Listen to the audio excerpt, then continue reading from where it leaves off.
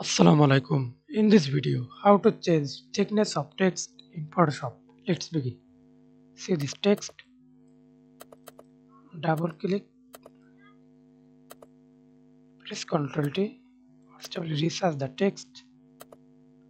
Okay, double click, select this text thickness. Again double click. See this showing this option dialog box.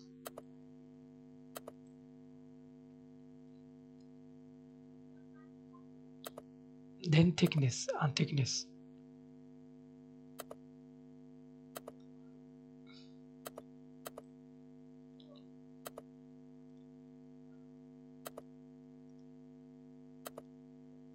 Use text font Arial.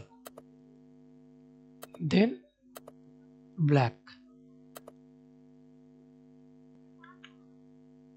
Opacity. That's it. Thanks for watching video. Please subscribe to my channel, like, comment, share.